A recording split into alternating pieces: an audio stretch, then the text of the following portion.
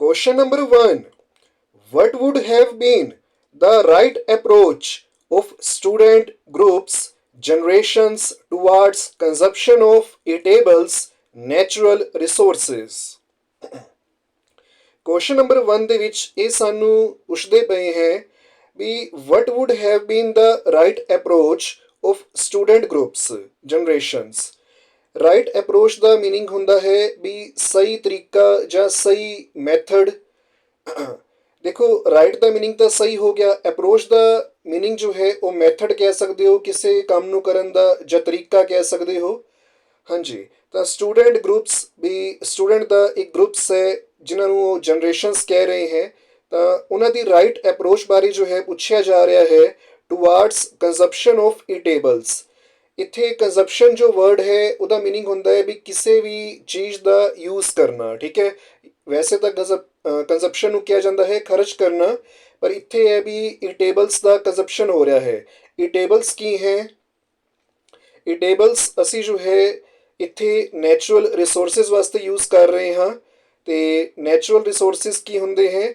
ਜਿਵੇਂ ਬੱਚਿਓ ਹਵਾ ਹੋ ਗਿਆ, ਹਵਾ ਹੋ ਗਈ, ਠੀਕ ਹੈ, ਪਾਣੀ ਹੋ ਗਿਆ, ਜ਼ਮੀਨ ਹੋ ਗਈ, ਇਹ ਸਾਰੇ ਸਾਨੂੰ ਨੇਚਰ ਨੇ ਜੋ ਹੈ ਰਿਸੋਰਸਿਸ ਦਿੱਤੇ ਹੋਏ ਹੈ। ਠੀਕ ਹੈ, ਸਨਲਾਈਟ ਹੋ ਗਈ, ਵੁੱਡ ਹੋ ਗਈ, ਠੀਕ ਹੈ, ਸਨਲਾਈਟ ਸੂਰਜ ਦੀ ਰੋਸ਼ਨੀ, ਵੁੱਡ ਜੋ ਜੰਗਲਾਂ ਦੇ ਵਿੱਚ ਜੋ ਪੇੜਾਂ ਤੋਂ ਸਾਨੂੰ ਲੱਕੜ ਮਿਲਦੀ ਹੈ। ਠੀਕ ਹੈ, ਹਾਂਜੀ, ਤਾਂ ਇਹਨਾਂ ਦਾ ਜੋ ਕੁਐਸਚਨ ਹੈ ਵੀ ਸਟੂਡੈਂਟ ਗਰੁੱਪਸ ਜਾਂ ਜਨਰੇਸ਼ਨਸ ਦੀ ਰਾਈਟ ਅਪਰੋਚ ਕੀ ਹੋਣੀ ਚਾਹੀਦੀ ਹੈ ਟੂਵਾਰਡਸ ਦਾ ਕੰਜ਼ਪਸ਼ਨ ਆਫ ਈਟੇਬਲਸ। ਵੀ ਜੋ ਈਟੇਬਲਸ ਨੇ ਨੈਚੁਰਲ ਰਿਸੋਰਸਿਸ ਨੇ ਉਹਨਾਂ ਨੂੰ ਖਰਚ ਕਿਵੇਂ ਕਰਨਾ ਚਾਹੀਦਾ ਹੈ ਸਟੂਡੈਂਟ ਦੇ ਗਰੁੱਪਸ ਨੂੰ, ਜਨਰੇਸ਼ਨਸ ਨੂੰ।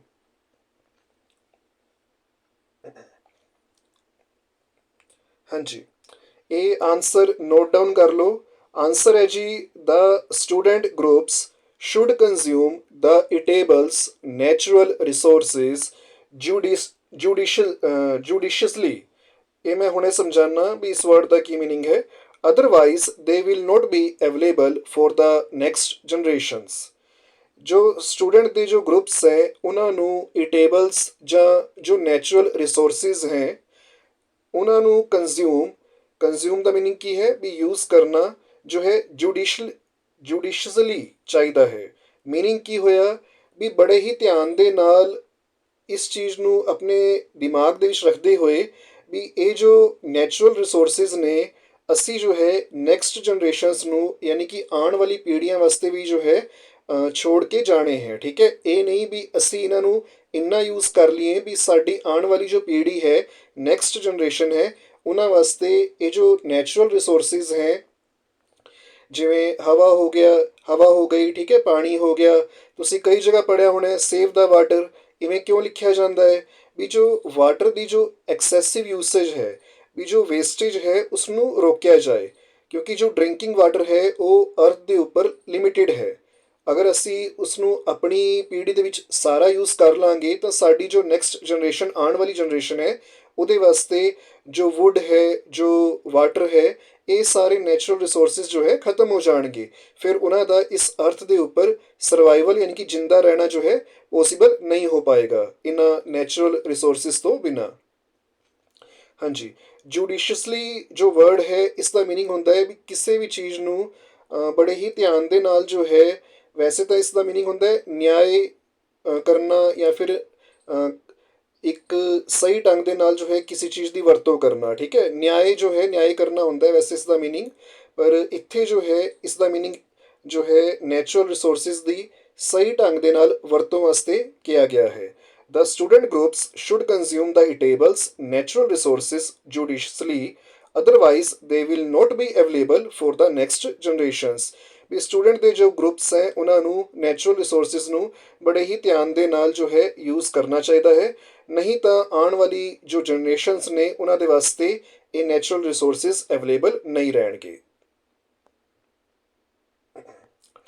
ਹਾਂਜੀ, ਕੁਐਸਚਨ ਨੰਬਰ 2 ਹੈ ਜੀ define natural and man made resources.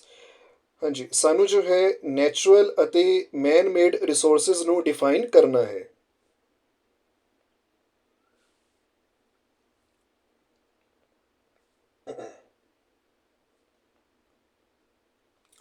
ਹਾਂਜੀ, डेफिनेशन नोट कर लो।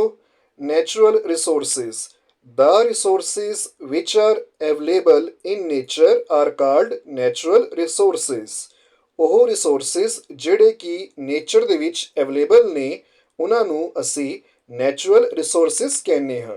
ਮੈਂ ਹੁਣੇ ਹੀ ਐਗਜ਼ਾਮਪਲਸ ਤੁਹਾਨੂੰ ਦੱਸੇ ਹੈ, ਸਨਲਾਈਟ ਹੋ ਗਈ, ਵੁੱਡ ਹੋ ਗਿਆ, ਠੀਕ ਹੈ, ਜੋ ਜੰਗਲਾਂ ਦੇ ਵਿੱਚ ਜੋ ਪੇੜ ਹੈ ਉਹਨਾਂ ਦੀ ਜੋ ਲੱਕੜ ਹੈ ਵੁੱਡ, ਠੀਕ ਹੈ।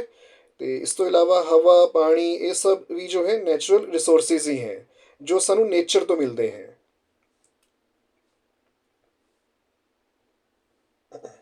ਹਾਂਜੀ, ਨੈਕਸਟ ਜੋ ਮੈਨ ਮੇਡ ਰਿਸੋਰਸਿਸ ਹੈ ਉਹਦੀ ਵੀ ਡੈਫੀਨੇਸ਼ਨ ਨੋਟ ਡਾਊਨ ਕਰ ਲਓ। Man-made resources, the resources which are manufactured in factories and industries are called man-made resources। ਉਹ resources ਜਿਨ੍ਹਾਂ ਨੂੰ ਫੈਕਟਰੀਜ਼ ਜਾਂ ਇੰਡਸਟਰੀਜ਼ ਦੇ ਵਿੱਚ ਮੈਨੂਫੈਕਚਰ ਦਾ ਮੀਨਿੰਗ ਹੁੰਦਾ ਹੈ ਬਣਾਉਣਾ, ਠੀਕ ਹੈ। ਉਹ ਰਿਸੋਰਸਿਸ ਜਿਨ੍ਹਾਂ ਨੂੰ ਫੈਕਟਰੀਜ਼ ਜਾਂ ਇੰਡਸਟਰੀਜ਼ ਦੇ ਵਿੱਚ ਮੈਨੂਫੈਕਚਰਡ ਕੀਤਾ ਜਾਂਦਾ ਹੈ ਉਹਨਾਂ ਨੂੰ ਅਸੀਂ ਮੈਨ ਮੇਡ ਰਿਸੋਰਸਿਸ ਕਹਿੰਦੇ ਹਾਂ।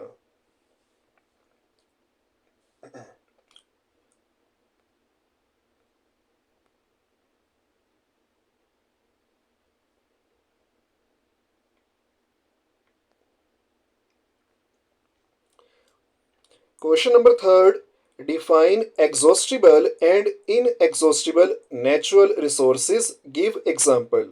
ਸਾਨੂੰ ਜੋ ਹੈ ਐਗਜ਼ੌਸਟਿਬਲ ਅਤੇ ਇਨਐਗਜ਼ੌਸਟਿਬਲ ਨੈਚੁਰਲ ਰਿਸੋਰਸਿਸ ਨੂੰ ਡਿਫਾਈਨ ਕਰਨਾ ਹੈ ਤੇ ਉਹਨਾਂ ਦੇ ਐਗਜ਼ਾਮਪਲ ਦੇਣੇ ਹੈ।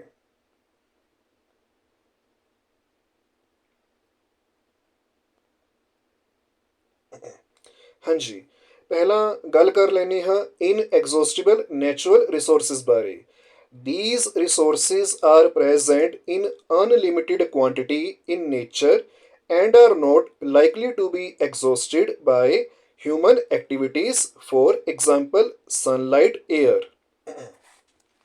ਹਾਂਜੀ, ਇਹ जो इनएग्जॉस्टिबल नेचुरल रिसोर्सेज हैं, देखो इन्होंने क्या है भी these resources are present in unlimited quantity in nature and are not likely to be exhausted by human activities।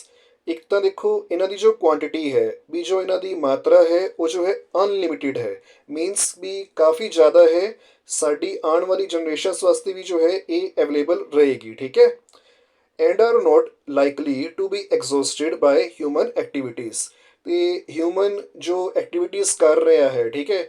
ਹੁਣ ਇੱਥੇ ਹਿਊਮਨ ਐਕਟੀਵਿਟੀਜ਼ ਤੋਂ ਮਤਲਬ ਕੀ ਹੈ, ਜੋ ਅਸੀਂ ਡਿਵੈਲਪਮੈਂਟ ਕਰ ਰਹੇ ਹਾਂ, ਜਿਵੇਂ ਰੋਡਸ ਬਣਾ ਰਹੇ ਹਾਂ, ਉੱਚੀਆਂ ਉੱਚੀਆਂ ਇਮਾਰਤਾਂ ਬਿਲਡਿੰਗਸ ਬਣਾ ਰਹੇ ਹਾਂ, ਕੰਸਟਰਕਸ਼ਨ ਕਰ ਰਹੇ ਹਾਂ, ਠੀਕ ਹੈ। ਅਤੇ ਇਸ ਤੋਂ ਇਲਾਵਾ ਵੀ ਹੋਰ ਡਿਵੈਲਪਮੈਂਟ ਵਾਸਤੇ ਜੋ ਵੀ ਚੀਜ਼ਾਂ ਹਿਊਮਨ ਕਰ ਰਿਹਾ ਹੈ ਉਹਨਾਂ ਨੂੰ ਹਿਊਮਨ ਐਕਟੀਵਿਟੀਜ਼ ਕਿਹਾ ਜਾਂਦਾ ਹੈ। ਹਾਂਜੀ, and are not likely to be exhausted. Exhausted ਦਾ ਮੀਨਿੰਗ ਹੁੰਦਾ ਹੈ ਖਤਮ ਹੋ ਜਾਣਾ, ਵੀ ਹਿਊਮਨ ਐਕਟੀਵਿਟੀਜ਼ ਦੇ ਕਰਕੇ ਇਹ ਜੋ ਇਨਐਗਜ਼ੌਸਟਿਬਲ ਨੈਚੁਰਲ ਰਿਸੋਰਸਿਸ ਨੇ ਇਹ ਖਤਮ ਨਹੀਂ ਹੋਣ ਵਾਲੇ। ਇਹਦਾ ਐਗਜ਼ਾਮਪਲ ਕੀ ਹੈ, ਸਨਲਾਈਟ ਅਤੇ ਏਅਰ। ਹੁਣ ਜੋ ਸਨ ਤੋਂ ਜੋ ਸਾਨੂੰ ਸਨਲਾਈਟ ਮਿਲਦੀ ਹੈ, ਠੀਕ ਹੈ, ਉਹ ਸਾਨੂੰ ਮਤਲਬ ਅਸੀਂ ਜੋ ਵੀ ਕਰ ਰਹੇ ਹਾਂ ਡਿਵੈਲਪਮੈਂਟ ਵਾਸਤੇ ਹਿਊਮਨ ਐਕਟੀਵਿਟੀਜ਼, ਤਾਂ ਸਨਲਾਈਟ ਜੋ ਹੈ ਐਜ਼ ਇਟ ਇਜ਼ ਮਿਲਦੀ ਹੀ ਰਹੇਗੀ, ਉਸ 'ਤੇ ਜ਼ਿਆਦਾ ਜੋ ਹੈ ਫਰਕ ਨਹੀਂ ਪੈਣ ਵਾਲਾ ਹੈ। ਹਾਂਜੀ, ਇਵੇਂ ਹੀ ਏਅਰ ਜੋ ਹੈ ਨੇਚਰ ਦੇ ਵਿੱਚ ਜੋ ਏਅਰ ਅਵੇਲੇਬਲ ਹੈ ਉਹ ਵੀ ਜੋ ਹੈ ਸਾਡੀ ਆਉਣ ਵਾਲੀ ਜਨਰੇਸ਼ਨਸ ਵਾਸਤੇ ਮਿਲਦੀ ਹੀ ਰਹੇਗੀ। ਬਸ ਕੰਡੀਸ਼ਨ ਇਹ ਹੈ ਕਿ ਅਸੀਂ ਉਸ ਨੂੰ ਜ਼ਿਆਦਾ ਪੋਲਿਊਸ਼ਨ ਜਾਂ ਉਹਦੇ ਵਿੱਚ ਜ਼ਿਆਦਾ ਪੋਲਿਊਟੈਂਟ ਜੋ ਹੈ ਐਡ ਨਾ ਕਰੀਏ, ਜ਼ਿਆਦਾ ਪੋਲਿਊਸ਼ਨ ਜੋ ਹੈ ਕ੍ਰੀਏਟ ਨਾ ਕਰੀਏ, ਠੀਕ ਹੈ।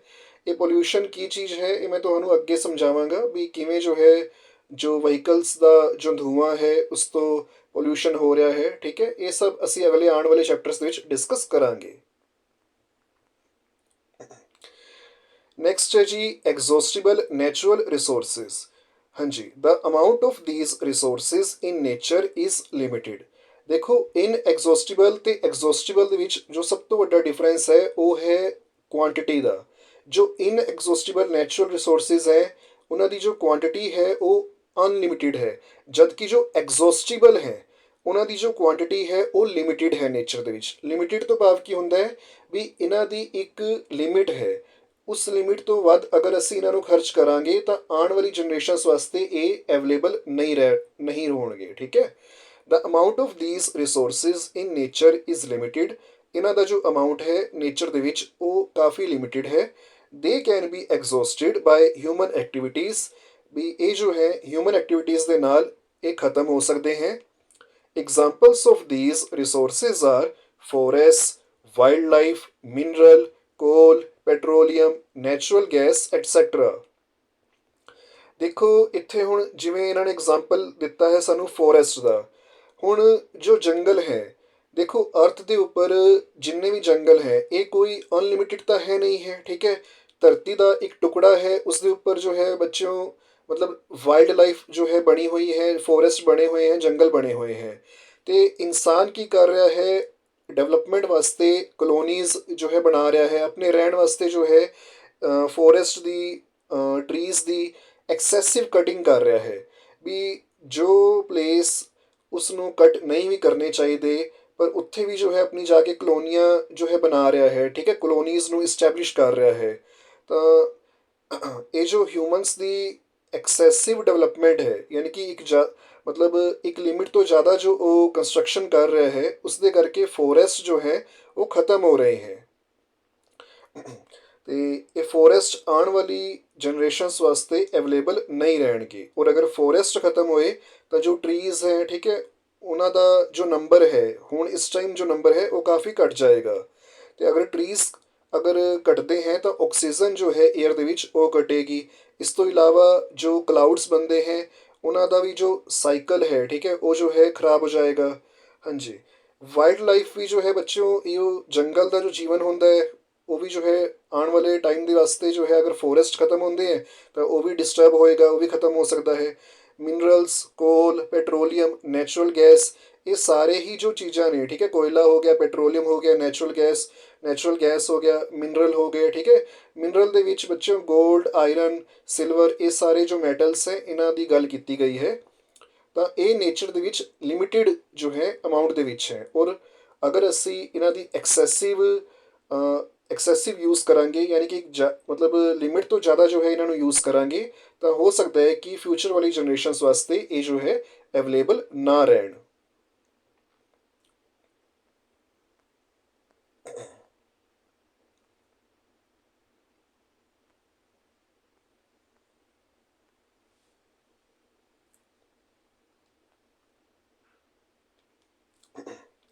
हाँ जी, नेक्स्ट है जी दो फिल इन द ब्लैंक्स हैं।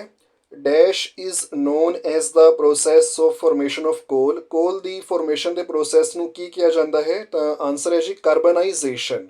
कोल दी फॉर्मेशन नू, कोल दा मीनिंग की है कोयला, तो कोयले दी फॉर्मेशन होंदा बनना, तो कोयले दे बनन दे प्रोसैस नू कार्बनाइजेशन किया जाता है। सैकेंड है जी coke dash and dash are obtained from industrial processing of coal. कोयले ਦੀ ਇੰਡਸਟਰੀਅਲ ਪ੍ਰੋਸੈਸਿੰਗ ਤੋਂ ਸਾਨੂੰ ਕੀ ਕੁਝ ਮਿਲਦਾ ਹੈ? ਇੱਕ ਤਾਂ ਕੋਕ ਮਿਲਦਾ ਹੈ, ਇੱਕ ਕੋਲ ਤਾਰ ਮਿਲਦਾ ਹੈ, ਇੱਕ ਜੋ ਹੈ ਕੋਲ ਗੈਸ ਮਿਲਦੀ ਹੈ, ਠੀਕ ਹੈ। ਕੋਕ, ਕੋਲ ਤਾਰ ਤੇ ਕੋਲ ਗੈਸ, ਇਹ ਜੋ ਹੈ ਕੋयले ਦੀ ਇੰਡਸਟਰੀਅਲ ਪ੍ਰੋਸੈਸਿੰਗ ਤੋਂ ਸਾਨੂੰ ਜੋ ਹੈ ਮਿਲਦੇ हैं।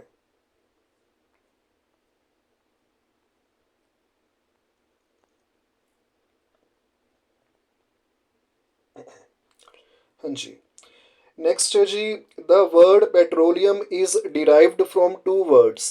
भी जो ये पेट्रोलियम जो वर्ड है वो किना दो वर्ड्स तो मिलके बनया है? देखो इसका आंसर है, हाँ जी, जो पहला वर्ड है वो है पीटरा या फिर पैटरा, ठीक है। उन्हें जो पीटरा या पैटरा का जो मीनिंग है वो होंदा है रोक। रोक की होंदा है चट्टान, वड्डा पत्थर। ते एंड ओलियम, देखो ना पेट्रोलियम तो पैटरा या पीटरा, ठीक है, तो ओलियम, इन्हां दो वर्ड्स तो बनया है पैटरा ते ओलियम तो। पैटरा का मीनिंग है रोक, चट्टान या वड्डा पत्थर, ते ओलियम का मीनिंग होंदा है ऑयल। ऑयल का मीनिंग होंदा है तेल, ठीक है। Petra meaning rock and oleum meaning oil. Second है जी black gold is another name for dash. भी काला सोना, ब्लैक होंदा है काला रंग ते गोल्ड होंदा है सोना। तो काला सोना जो है किदा जो है ना है, ये ना है पेट्रोलियम का। पेट्रोलियम नू जो है ब्लैक गोल्ड भी कहा जाता है। हाँ जी, नेक्स्ट है जी name the fertiliser that is obtained from hydrogen gas. उस फर्टिलाइजर का ना दसो जिहड़ा कि हाइड्रोजन गैस तो ऑब्टेन किया जाता है। ਹਾਂਜੀ, ਇਹਦਾ ਆਂਸਰ ਹੈ ਜੀ ਯੂਰੀਆ। ਯੂਰੀਆ ਜੋ ਹੈ ਇੱਕ ਇਦਾਂ ਦਾ ਫਰਟੀਲਾਈਜ਼ਰ ਹੈ ਜੋ ਕਿ ਹਾਈਡਰੋਜਨ ਗੈਸ ਤੋਂ ਓਬਟੇਨ ਕੀਤਾ ਜਾਂਦਾ ਹੈ।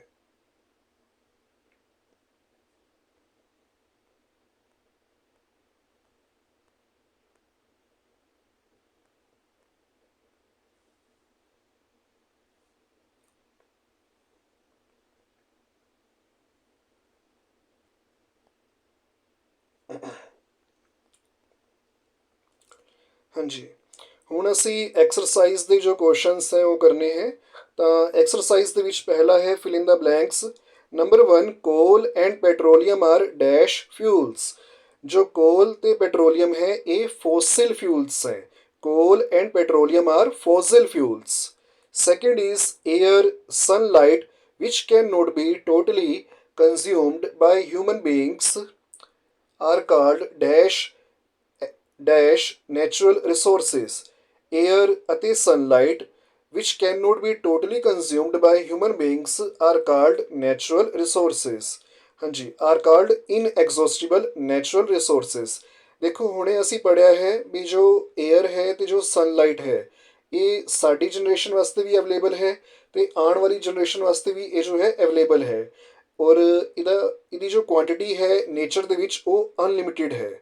ਤੇ ਇਵੇਂ ਦੇ ਰਿਸੋਰਸਿਸ ਨੂੰ ਅਸੀਂ ਜੋ ਹੈ ਇਨਐਗਜ਼ੌਸਟੀਬਲ ਨੈਚੁਰਲ ਰਿਸੋਰਸਿਸ ਕਹਿੰਦੇ ਹਾਂ, ਜਿਨ੍ਹਾਂ ਦੀ ਕੁਆਂਟੀਟੀ ਜੋ ਹੈ ਨੇਚਰ ਦੇ ਵਿੱਚ ਉਹ ਅਨਲਿਮਿਟਿਡ ਹੈ, ਵੀ ਕਾਫੀ ਜ਼ਿਆਦਾ ਹੈ ਉਹ ਨੇਚਰ ਦੇ ਵਿੱਚ। Inexhaustible natural resources is the answer. ਹਾਂਜੀ, ਥਰਡ ਹੈ ਜੀ conversion of buried dead vegetation into coal is called. Buried dead vegetation ਤੋਂ ਭਾਵ ਕੀ ਹੈ? ਬਰੀਡ ਦਾ ਮੀਨਿੰਗ ਹੁੰਦਾ ਹੈ ਵੀ ਜੋ ਜ਼ਮੀਨ ਦੇ ਵਿੱਚ ਜਾਂ ਜ਼ਮੀਨ ਦੇ ਨੀਚੇ, ਠੀਕ ਹੈ, ਰੇਤ ਦੇ ਵਿੱਚ ਜਾਂ ਮਿੱਟੀ ਦੇ ਵਿੱਚ ਜੋ ਦਬ ਗਿਆ ਹੈ। ਡੈਡ ਵੈਜੀਟੇਸ਼ਨ, ਡੈਡ ਹੁੰਦਾ ਹੈ ਮਰਿਆ ਹੋਇਆ, ਵੈਜੀਟੇਸ਼ਨ ਹੋ ਗਿਆ ਬੱਚਿਓ ਜੋ ਵੈਜੀਟੇਬਲਸ ਹੈ, ਜਿਵੇਂ ਕਿ ਮਤਲਬ ਜੰਗਲ ਹੋ ਗਏ, ਪੇੜ ਪੌਦੇ ਹੋ ਗਏ ਤੇ ਜੀਵ ਜੰਤੂ ਹੋ ਗਏ। ਇਹ ਸਾਰੇ ਜੋ ਹੈ ਜੋ ਜ਼ਮੀਨ ਦੇ ਅੰਦਰ ਜੋ ਦਬ ਗਏ ਸੀ, ਠੀਕ ਹੈ, ਤਾਂ ਉਹਨਾਂ ਦਾ ਕਨਵਰਸ਼ਨ ਕੋਇਲੇ ਦੇ ਵਿੱਚ, ਇਸ ਪ੍ਰੋਸੈਸ ਨੂੰ ਕੀ ਕਿਹਾ ਜਾਂਦਾ ਹੈ? Carbonisation. Conversion of buried dead vegetation into coal is called ਕਾਰਬਨਾਈਜੇਸ਼ਨ।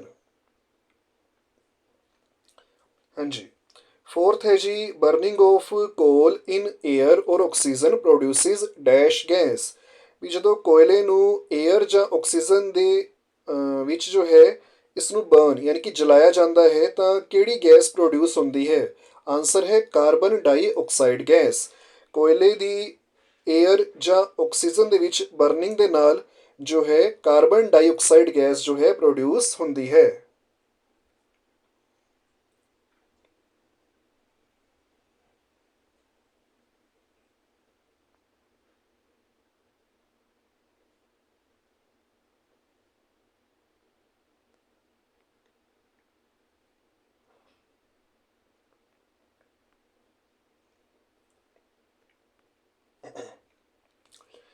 Next ਹੈ ਰਾਈਟ ਟਰੂ ਔਰ ਫਾਲਸ ਫॉर ਦਾ ਫੋਲੋਇੰਗ। ਹਾਂਜੀ, ਹੁਣ ਸਾਨੂੰ ਟਰੂ ਔਰ ਫਾਲਸ ਦੱਸਣੇ ਹੈ ਤੇ ਇਹਦੇ ਵਿੱਚ ਸਾਡੇ ਕੋਲ ਪਹਿਲਾ ਹੈ fossil fuels can be made in the laboratory. ਜੋ ਫੋਸਿਲ ਫਿਊਲਸ ਹੈ ਉਹਨਾਂ ਨੂੰ ਅਸੀਂ ਲੈਬੋਰੇਟਰੀ ਦੇ ਵਿੱਚ ਬਣਾ ਸਕਦੇ ਹਾਂ। ਤਾਂ ਇਹਦਾ ਜੋ ਜਵਾਬ ਹੈ ਉਹ ਹੈ ਫਾਲਸ, ਇਹ ਜੋ ਹੈ ਰੋਂਗ ਹੈ। सेकेंड है CNG is more polluting than diesel. भी जो कंप्रेस्ड नेचुरल गैस है वो जो है डीजल तो ज़्यादा पोल्यूटिंग है। हाँ जी, ये जो है फॉल्स है। Next is coke is almost purest form of carbon. Carbon दी सब तो प्योरेस्ट फॉर्म जो है वो कोक है। हाँ जी, ये जो है ट्रू है। Next is coal and petroleum are inexhaustible natural resources of energy। जो कोल ਅਤੇ ਪੈਟਰੋਲੀਅਮ ਹੈ ਉਹ ਜੋ ਹੈ ਇਨਐਗਜ਼ੌਸਟੀਬਲ ਨੈਚੁਰਲ ਰਿਸੋਰਸਿਸ ਹੈ એનર્ਜੀ ਦੇ, ਇਹ ਜੋ ਹੈ ਫਾਲਸ ਹੈ। नेक्स्ट इज कोल तार is mixture of various substance. जो कोल तार है वो कई सारे सब्सटेंस का मिक्सचर है। हाँ जी, ये जो है ट्रू है।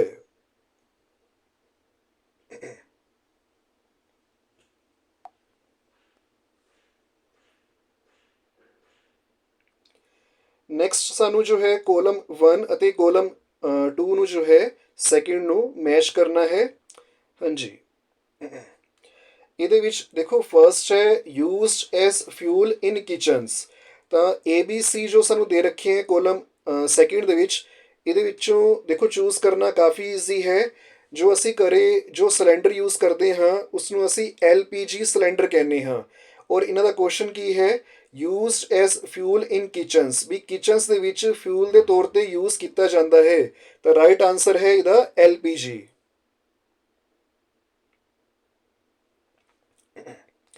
ਹਾਂਜੀ, ਸੈਕਿੰਡ ਹੈ least polluting fuel for vehicles. Vehicles ਦੇ ਵਾਸਤੇ ਸਭ ਤੋਂ ਘੱਟ ਪੋਲਿਊਸ਼ਨ ਕਰਨ ਵਾਲਾ ਫਿਊਲ ਜੋ ਹੈ ਕਿਹੜਾ ਹੈ? ਤਾਂ ਦੇਖੋ CNG ਜੋ ਹੈ ਉਹ ਵਹੀਕਲਸ ਦੇ ਵਿੱਚ ਅਸੀਂ ਜੋ ਹੈ ਯੂਜ਼ ਕਰਦੇ ਹਾਂ। ਹਾਂਜੀ, ਸੈਕਿੰਡ ਦਾ ਜੋ ਆਨਸਰ ਹੈ ਉਹ A ਹੈ CNG। ਥਰਡ ਹੈ this gas is produced during heating of ਕੋਲ।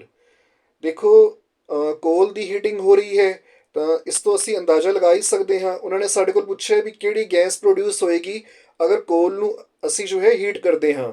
ਤਾਂ ਸਿੰਪਲ ਜਿਹਾ ਆਨਸਰ ਹੈ ਵੀ ਕੋਲ ਨੂੰ ਹੀਟ ਕਰਨ ਦੇ ਨਾਲ ਜੋ ਗੈਸ ਪ੍ਰੋਡਿਊਸ ਹੋਏਗੀ ਉਹ ਕੋਲ ਗੈਸ ਹੋਏਗੀ। ਠੀਕ ਹੈ, option B is the right answer.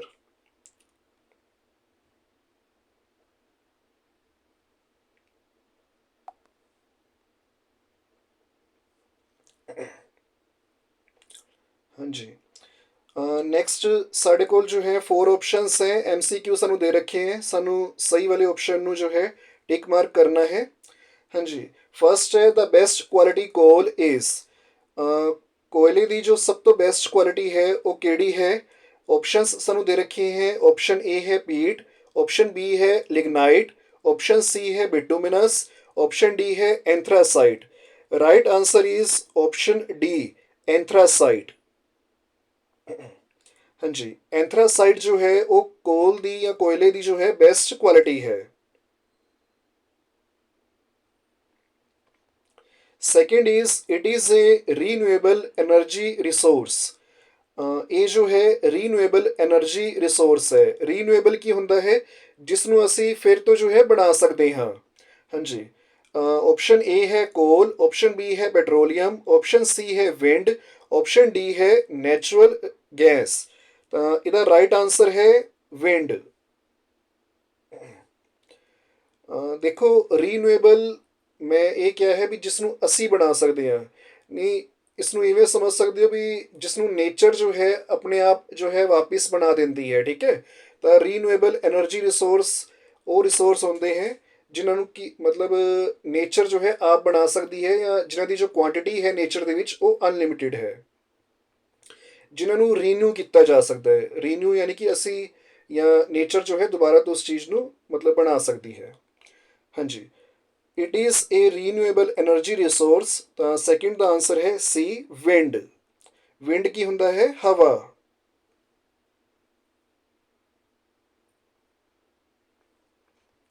Next is this state does note have any ਕੋਲ ਮਾਈਨ। ਸਾਨੂੰ ਉਸ ਸਟੇਟ ਦਾ ਨਾਂ ਦੱਸਣਾ ਹੈ ਜਿਸ ਦੇ ਕੋਲ ਕੋਈ ਵੀ ਜੋ ਹੈ ਕੋਇਲੇ ਦੀ ਖਦਾਨ, ਮਾਈਨ ਜੋ ਹੈ ਖਦਾਨ ਨੂੰ ਕਿਹਾ ਜਾਂਦਾ ਹੈ, ਨਹੀਂ ਹੈ। ਆਪਸ਼ਨ A ਹੈ ਉੜੀਸਾ, ਆਪਸ਼ਨ B ਹੈ ਪੰਜਾਬ, ਆਪਸ਼ਨ C ਹੈ ਝਾਰਖੰਡ, ਆਪਸ਼ਨ D ਹੈ ਵੈਸਟ ਬੰਗਾਲ। ਦੇਖੋ ਇੱਥੇ ਜੋ ਪੰਜਾਬ ਜੋ ਸਟੇਟ ਹੈ ਉਹਦੇ ਕੋਲ ਕੋਈ ਵੀ ਕੋਇਲੇ ਦੀ ਖਦਾਨ ਨਹੀਂ ਹੈ। ਠੀਕ ਹੈ, ਆਪਸ਼ਨ B ਜੋ ਹੈ ਇਹ ਰਾਈਟ ਆਨਸਰ ਆਏਗਾ ਸਾਡਾ। ਪੰਜਾਬ ਦੇ ਵਿੱਚ ਕੋਲ ਮਾਈਨ ਜੋ ਹੈ ਕੋਈ ਵੀ ਨਹੀਂ ਹੈ।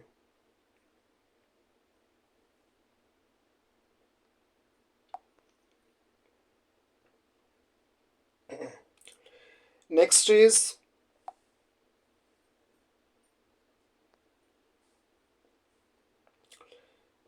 this product of coal is used for।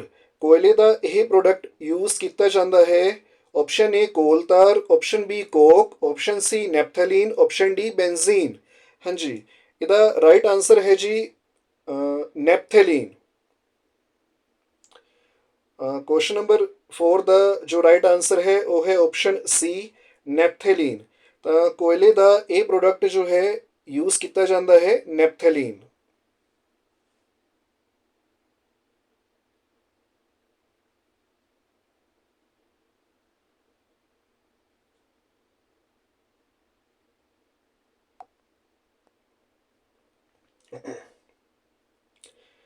Next very short answer type questions ਹੈ। ਇਹਦੇ ਵਿੱਚ ਪਹਿਲਾ ਹੈ,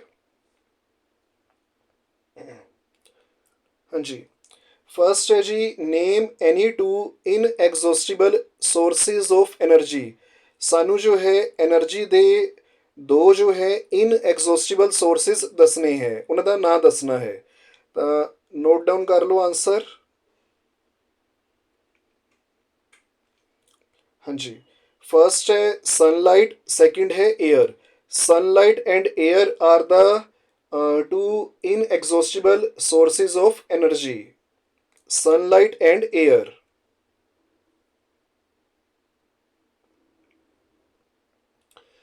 next question is what are petrochemicals.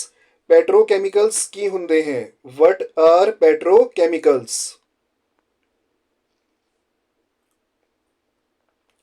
Answer is petrochemicals are useful substances obtained from petroleum and natural gas. Petrochemicals ਉਹ useful ਸਬਸਟੈਂਸਿਸ ਹੁੰਦੇ ਹੈ ਜਿਨ੍ਹਾਂ ਨੂੰ ਪੈਟਰੋਲੀਅਮ ਤੇ ਨੈਚੁਰਲ ਗੈਸ ਤੋਂ obtain ਕੀਤਾ ਜਾਂਦਾ ਹੈ। Petrochemicals are useful substances obtained from petroleum and natural gas. ਹਾਂਜੀ, ਪੈਟਰੋਕੈਮੀਕਲਸ ਯੂਸਫੁਲ ਸਬਸਟੈਂਸਿਸ ਹੁੰਦੇ ਹੈ ਜਿਨ੍ਹਾਂ ਨੂੰ ਪੈਟਰੋਲੀਅਮ ਅਤੇ ਨੈਚੁਰਲ ਗੈਸ ਤੋਂ obtain ਕੀਤਾ ਜਾਂਦਾ ਹੈ।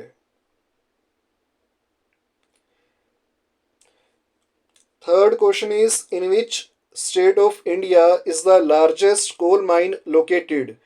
ਇੰਡੀਆ ਦੀ ਕਿਹੜੀ ਸਟੇਟ ਦੇ ਵਿੱਚ ਸਭ ਤੋਂ ਵੱਡੀ ਕੋਇਲੇ ਦੀ ਖਦਾਨ ਜੋ ਹੈ ਉਹ ਹੈਗੀ ਹੈ? ਠੀਕ ਹੈ, ਤਾਂ ਇੰਡੀਆ ਦੀ ਕਿਹੜੀ ਸਟੇਟ ਦੇ ਵਿੱਚ ਲਾਰਜੈਸਟ ਕੋਲ ਮਾਈਨ ਹੈ? ਆਂਸਰ ਹੈ झारखंड। Answer is Jharkhand. ਹਾਂਜੀ, झारखंड ਦੇ ਵਿੱਚ ਜੋ ਹੈ ਕੋਇਲੇ ਦੀ ਸਭ ਤੋਂ ਵੱਡੀ ਖਦਾਨ ਹੈ ਇੰਡੀਆ ਦੀ।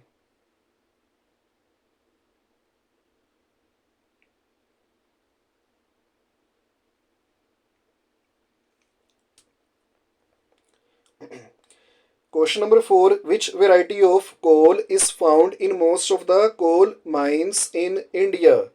ਹਾਂਜੀ, ਇਹਨਾਂ ਨੇ ਸਾਨੂੰ ਕਿਹਾ ਹੈ ਵੀ ਕੋਇਲੇ ਦੀ ਕਿਹੜੀ ਵੈਰਾਈਟੀ ਜੋ ਹੈ ਸਭ ਤੋਂ ਜ਼ਿਆਦਾ ਜੋ ਹੈ ਕੋਇਲੇ ਦੀ ਖਦਾਨਸ ਦੇ ਵਿੱਚ ਇੰਡੀਆ ਦੇ ਵਿੱਚ ਜੋ ਹੈ ਪਾਈ ਜਾਂਦੀ ਹੈ। ਇੰਡੀਆ ਦੇ ਵਿੱਚ ਕੋਇਲੇ ਦੀ ਖਦਾਨਸ ਦੇ ਵਿੱਚ ਸਭ ਤੋਂ ਜ਼ਿਆਦਾ ਕੋਇਲੇ ਦੀ ਕਿਹੜੀ ਵੈਰਾਈਟੀ ਜੋ ਹੈ ਪਾਈ ਜਾਂਦੀ ਹੈ, ਇਹ ਸਾਨੂੰ ਦੱਸਣਾ ਹੈ। ਆਂਸਰ ਹੈ ਜੀ ਬਿਟੂਮਿਨਸ। ਹਾਂਜੀ, ਸਪੈਲਿੰਗਸ ਨੋਟ ਡਾਊਨ ਕਰ ਲਓ। ਆਂਸਰ ਹੈ ਬਿਟੂਮਿਨਸ। ਇਹ ਜੋ ਹੈ ਕੋਇਲੇ ਦੀ ਉਹ ਵੈਰਾਈਟੀ ਹੈ ਜੋ ਇੰਡੀਆ ਦੇ ਅੰਦਰ ਸਭ ਤੋਂ ਜ਼ਿਆਦਾ ਜੋ ਹੈ ਕੋਇਲੇ ਦੀ ਖਦਾਨਾਂ ਦੇ ਵਿੱਚ ਜੋ ਹੈ ਕੋਲ ਮਾਈਨਸ ਦੇ ਵਿੱਚ ਪਾਈ ਜਾਂਦੀ ਹੈ। BITUMINOUS, ਬਿਟੂਮਿਨਸ।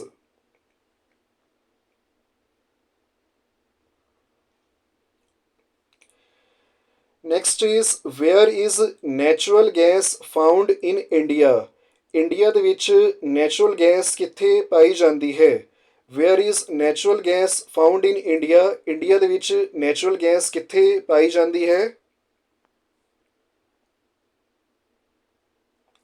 Answer is in India natural gas is found in Tripura, Rajasthan, Maharashtra and in the Krishna Godavari delta. India ਦੇ ਵਿੱਚ ਨੈਚੁਰਲ ਗੈਸ ਜੋ ਹੈ ਤ੍ਰਿਪੁਰਾ ਦੇ ਵਿੱਚ, ਰਾਜਸਥਾਨ ਦੇ ਵਿੱਚ, ਮਹਾਰਾਸ਼ਟਰਾ ਦੇ ਵਿੱਚ ਤੇ ਕ੍ਰਿਸ਼ਨਾ ਗੋਦਾਵਰੀ ਦਾ ਜੋ ਡੈਲਟਾ ਹੈ ਉੱਥੇ ਜੋ ਹੈ ਇਹ ਨੈਚੁਰਲ ਗੈਸ ਜੋ ਹੈ ਪਾਈ ਜਾਂਦੀ ਹੈ।